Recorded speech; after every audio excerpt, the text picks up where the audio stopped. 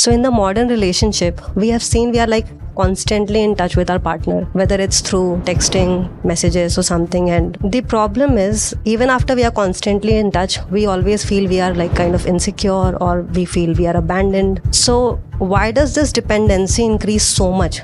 Look at the markets, how they want you to hitch up. The markets don't like you alone. You walk into a restaurant all by yourself. You might struggle to find a table. The waiter will say, no, this one has 6 chairs. No, this is for the family. Even the 4 one, no, this is for couples. You can maybe sit on the ceiling fan. Religion, society, the auntie next door, the movies, 90% of them are nothing but man chases woman, and then the two have sex after marriage. All these are institutions, right? No species on the planet is constantly thinking of relationships. Only this one does. Why? Because happily you would be walking down the street, contemplating something important, something deep, something significant, even something profound. And then that grocery shop, the fellow would be playing the latest romantic hit. And you are finished, gone. Sayyara tu to badla nahi hai, mausam zara sa badla hua hai, finished. Tolstoy, Dostoevsky, gone. No, that's not your own feeling. You are being made to feel that way.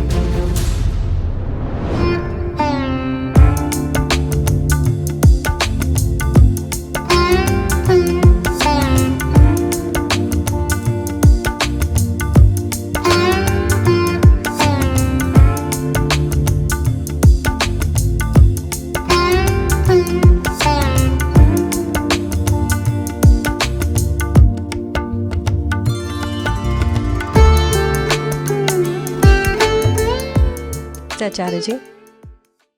I have a question related to relationships. So I've kind of always struggled with relationships also. And I'm sure this question is, in the mind of a lot of people. So in the modern relationship, we have seen we are like constantly in touch with our partner, whether it's through texting, messages or something, and calls as well. Plus, we also get constant reassurance all the time.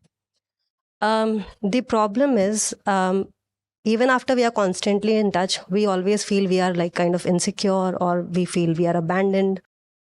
So why does this dependency increase so much, even when we are constantly in touch?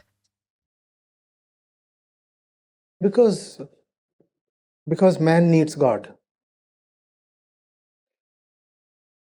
Because the ego can never be all right with itself.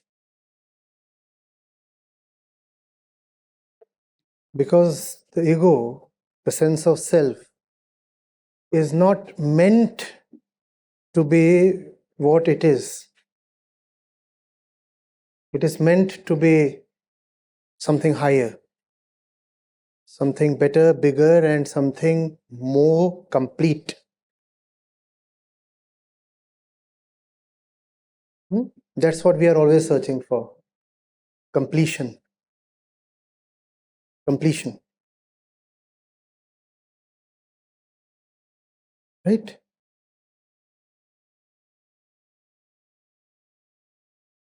If body and culture and conditioning tell you that biggest thing, that ultimate thing,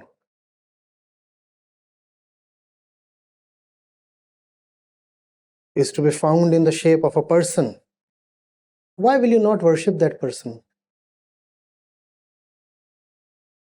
Why? And when it comes to persons, this is where all the institutions unite. They unite to prove to the individual that the other can potentially be your God. That the other can potentially fulfill you.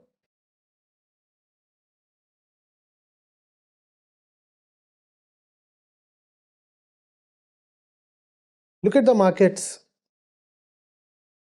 Look at the markets. How they want you to hitch up. Huh? The markets don't like you alone. No.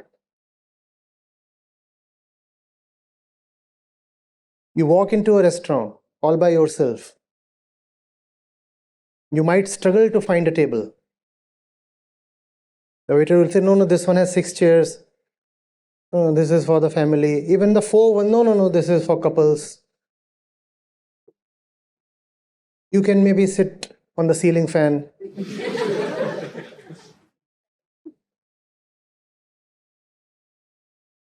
So the markets are constantly impressing on you that you need to be at least double. In religion, right? This is one thing that you necessarily need to do if you are virtuous, especially if you are a woman. And it does not stop at getting double. If you don't beget a son, your soul, your jivatma, will keep wandering desperately till infinity.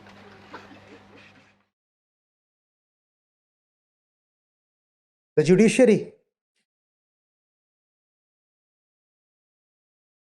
you go to them, we want to get separated. No, you take 6 months, you come back. We want to get married. Okay, come over.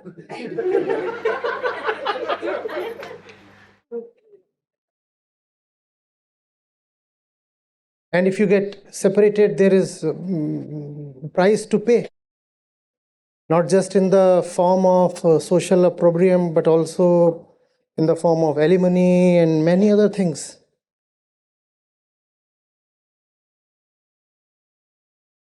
And you won't be called as actually married if the marriage is sexless.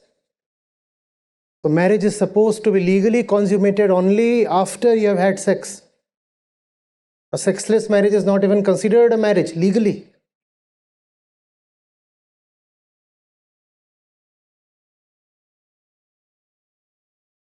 Religion, society, the auntie next door, the movies, 90% of them are nothing but man chases woman. And then the two have sex after marriage.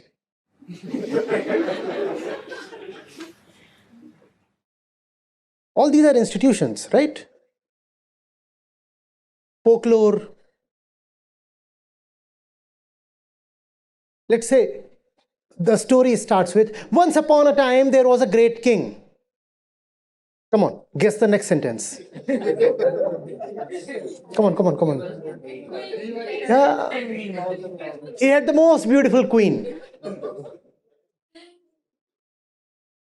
It's not that you are crazy after the boy or the man. All these institutions have surrounded you. The songs, what are all these songs about? Please tell me. Every single song is about I got her, I got him, or he left me.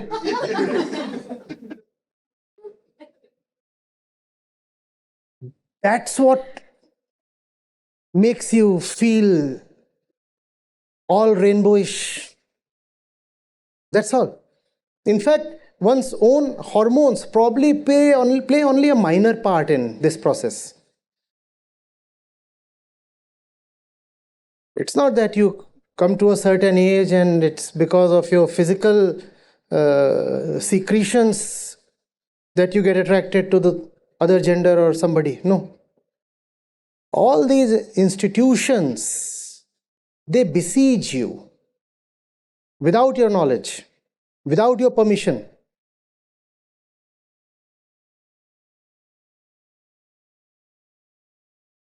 Are you getting it? And then you say, I'm having relationship trouble. Ma'am,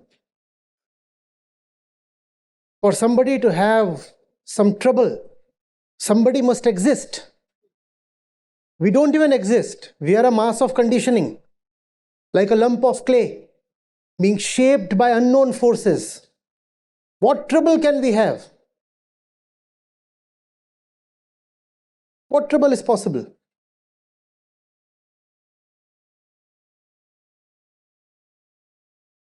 Delhi, NCR, it has become very difficult for single women to get places on rent. So they are cooking up partners. No, that's a violent use of the phrase these days. With what we are seeing happening in the country, that's not how we must use this, right?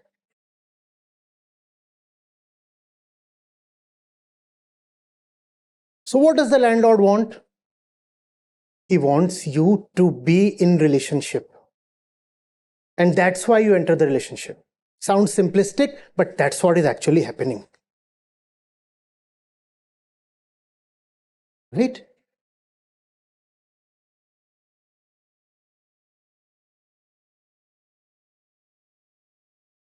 And you can think of many more such institutions. Then you'll realize, where is it coming from?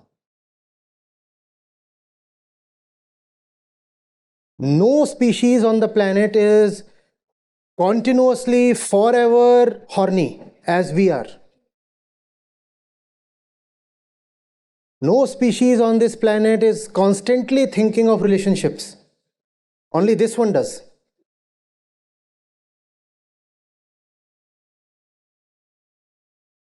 Why? Because other species don't have institutions to constantly impress on them that they need to get married or pregnant. So they are better off.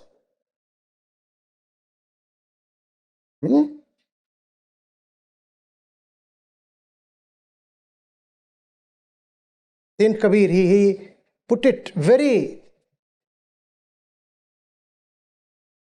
in his own way. He says, look at the dog. It runs after the female only in the season, only in the heat. Otherwise, the dog has nothing to do with the bitch.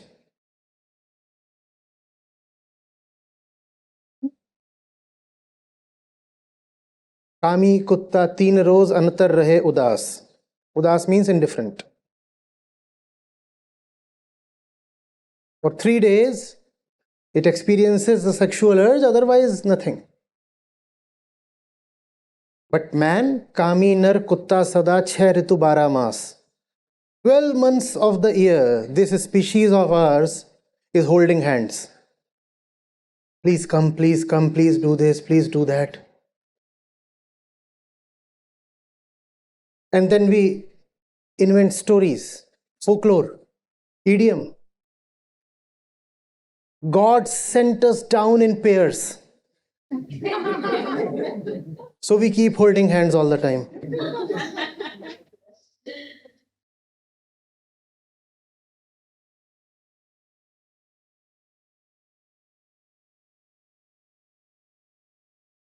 It is very, very unnatural the way we behave. But this unnatural behavior has been institutionalized. You're seeing it all around yourself, so you think it is normal. It is not, it might be normal, but it is not natural.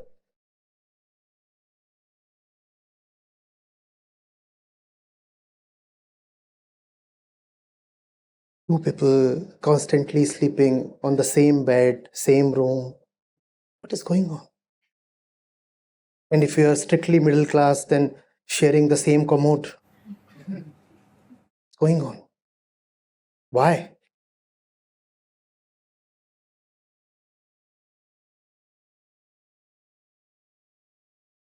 But you see this happening, and therefore, when you don't find it in your life, you feel something is missing. That's all. Otherwise, as a young person, there are 1,000 better things to do than run after a man or a woman.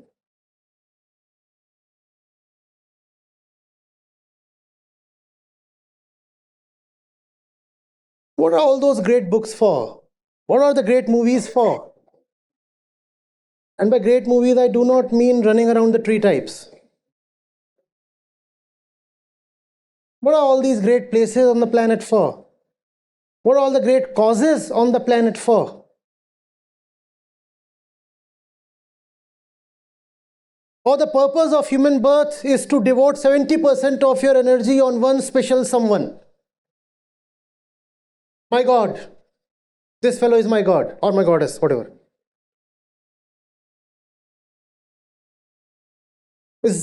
Can that possibly be the purpose of this body, this human birth? Please tell me. Does that sound sensible?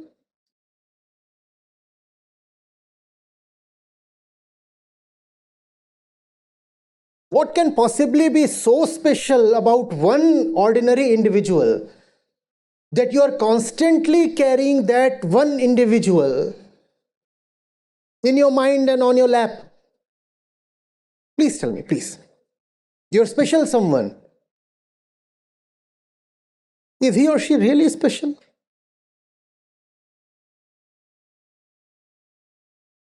And if not, then what are you doing? Where's some breathing space?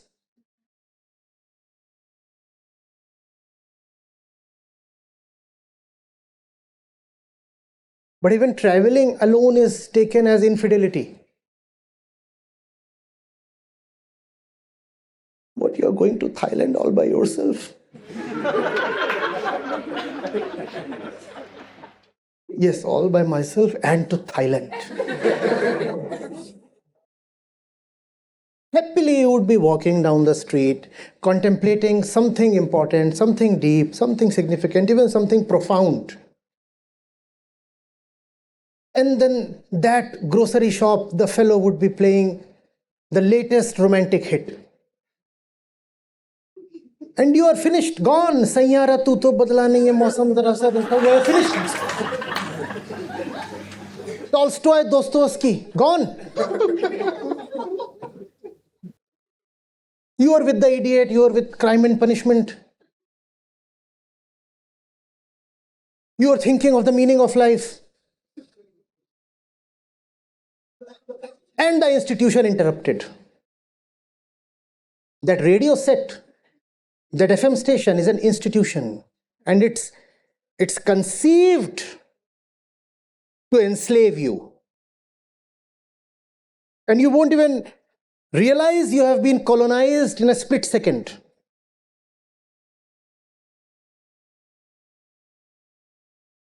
Anna Karenina, gone. Some worthless Nepo kid has suddenly, without permission, entered your brain. Do you see how it happens?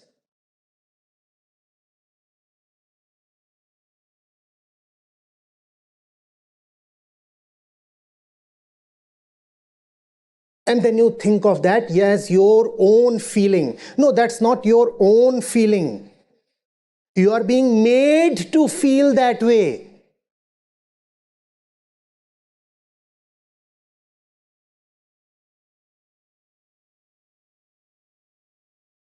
And the institutions purposefully put up a huge show of it. Look at the huge pandals.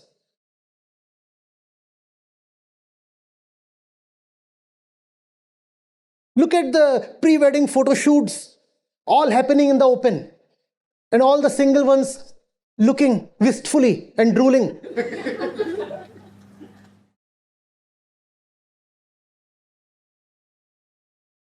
That too is an institution, especially manufactured, tailor-made to dominate you.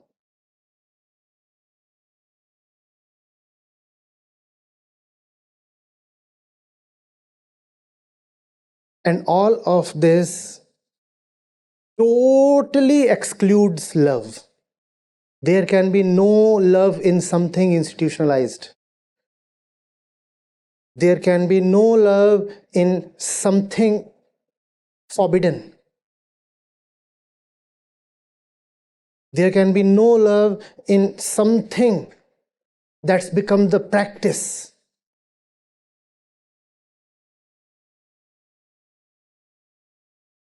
And therefore our lives, our relationships are so loveless.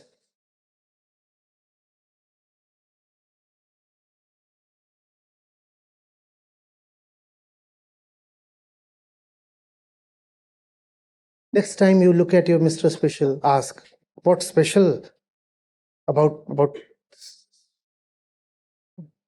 specimen? For that matter, what's special about this one? Yeah.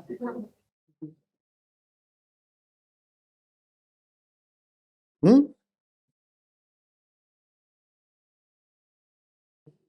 I'm not asking you to be contemptuous of the other. I'm asking you to spare the other. When you take someone as your God, that's violence. Nobody can fulfill your desires, not even God. How can that mere mortal play God for you? And that's why there is so much stress in relationship, always. Because you are made to pay a price without getting fulfillment of desire in exchange. The price would certainly be paid, but the returns would not be had. Therefore, there is frustration and a lot of bickering and complaints. And we turn them into jokes, right? Husband wife jokes. Ever thought why? Why there is so much push and pull? That's because the very foundation is loveless. It's an institutionalized foundation.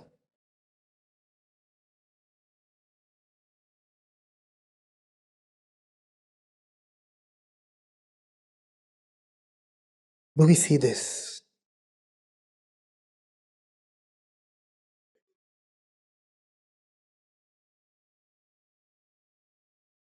One clear example of institutionalization: metros, girls and boys in class 5, 6, 7.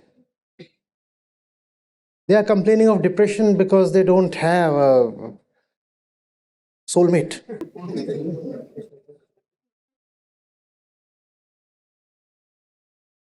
My buddy has been going around with his girl, and I have just nobody. I'm depressed, mama. Take me to the psychiatrist. Class 5. Now, that was not happening even till 3 decades back. Has biology changed? Not really. The institution has changed. What was mandated to happen in class 10 is now mandated to happen in class 6. So it starts happening in class 6. Tomorrow, if it is mandated to happen in class 2, it will start happening even in class 2. Your feelings are not your feelings. Your feelings are the radio's feelings. Your feelings are the screen's feelings. Your feelings are uncles and aunties' feelings and the priest's feelings. That's where your feelings come from. So don't support your feelings too much. Examine them. Don't be swept away. The flow is not even hormonal. The flow is institutional.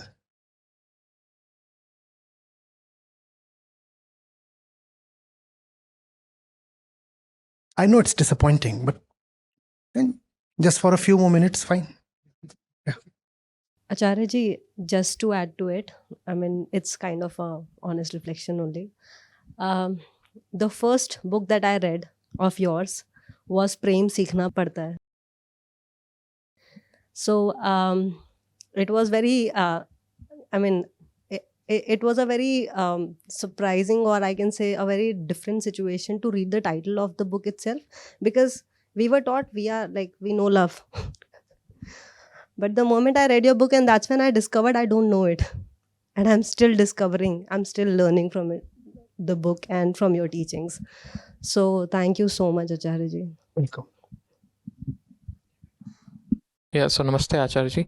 So I have a direct follow-up. Like you said that it's important to examine what your feelings are. So I have tried this, traveling alone and staying, and that was a desert over there, and I had traveled there. I stayed there alone, all by myself, and mostly people were there in pairs, and they say like they were looking at me like, who's this weirdo? Like, what is he doing here alone? And at that moment, superficially, I could say it to them that what is there in this, it's all fine. But even I was I don't know if it is conditioned or it was from within, that there should be someone to share your happiness with, or something. Like, what am I doing alone here? That is what it was there. So is it conditioning, or uh, my question is like, No, I understand. There must be someone, let's say, to share your happiness with, right? So why must that someone have a uterus that you impose as an inviolable condition, right? Why can't that someone be an elderly man of 80? Ever thought of that? Whenever you say, but there must be someone in life to share joys and sorrows with, why must that someone have testicles or a uterus? So it's not about someone. You're using language to conceal something.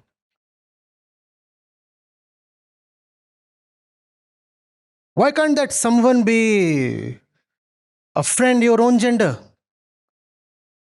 Or why can't that someone be somebody faceless, anonymous?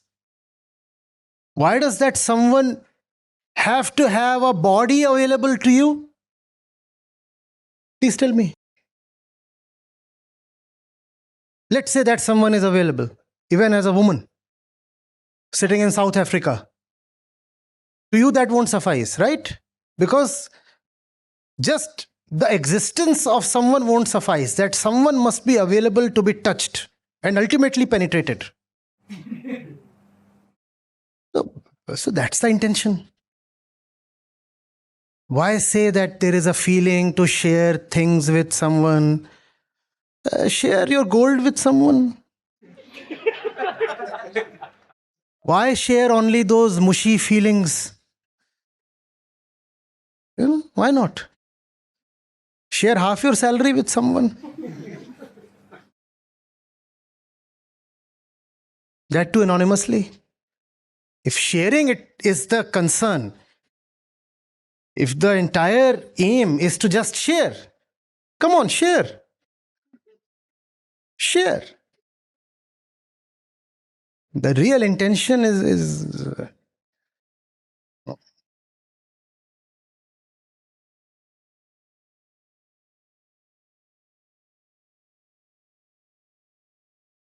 all this is verbal romantic camouflage. Someone special, someone to share this. Other things? What else? God sent us down, soulmate. What else? Huh? Made in heaven, all these things.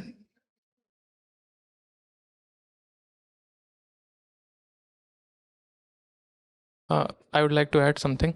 Like, if we travel with a group of friends, let's say just male friends, then this feeling of loneliness and all, it's not there.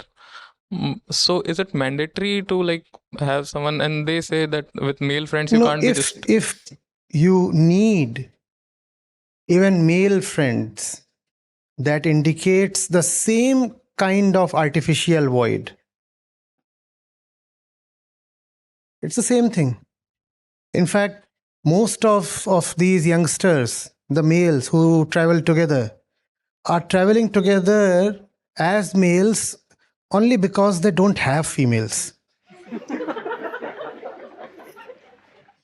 The day one of them happens to strike gold, it disappears immediately.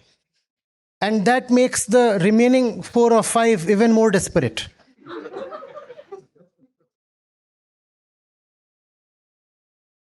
It's the same thing. It's the same thing. Being at peace with yourself is something this planet needs desperately today. I'm not asking you to avoid community. I'm not asking you to avoid companionship. But if that companionship is coming from an unknown void, it is destructive. No friend, no boyfriend, no girlfriend can fulfill it. You'll keep throwing more and more into the void, and the void is bottomless. You'll say, I have 5 male friends, 5 girlfriends, 5 cars, 5 jobs, whatever 5 is possible. And you'll find you are still hollow within. From that hollowness, nothing is sacred. Company can be a great thing, provided you are not using the other to treat your loneliness. Right? When you are with the other, but would be equally joyful even without the other, then being with the other has a certain cleanliness to it,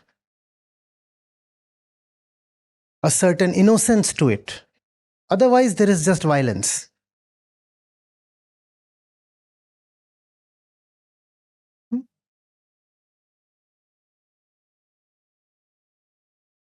Thanks. Namaste everyone. My name is Arunima. I'm from Jammu and Kashmir and I'm listening to Acharya Ji for the past 2.5 years as a regular Gita student. I'm working as a manager in public sector insurance company. Acharya Ji's sessions, they are life-changing sessions, and especially for a woman, I would recommend that a girl starting Acharya Ji's teachings, they are life-giving and a boon for a girl to be got at the very initial stages when a girl has to take some initial decisions, some responsible decisions of life, and the two being one, the choosing of a life partner or the marriage, and the second, the job or the whatever the work we are doing. Or I can say in a nutshell, the clarity is needed for every individual, but for females in today's era, especially in India, women have undergone lot of bondages, and at present are also undergoing lot of bondages everywhere. From every nook and corner we see, we hear about the things, the atrocities being witnessed by the women. So Acharya Ji's sessions, I would say that these sessions, I'm a live example of getting very much benefited from these sessions. I'm a single woman, and Acharya Ji's sessions brought clarity within myself, and that helped me, that enabled me to look within myself and take decisions that more even at my personal level as well as at the professional level. At first, prior to listening to Acharya Ji, I used to be very emotional, and at times I used to burst out at the things. But these sessions, they brought out clarity, and they brought out patience, and they helped me to visualize the situation. Thanks, PAF. Thanks, Acharya Ji, and I recommend everybody to come forward and join Gita sessions wholeheartedly. Thank you.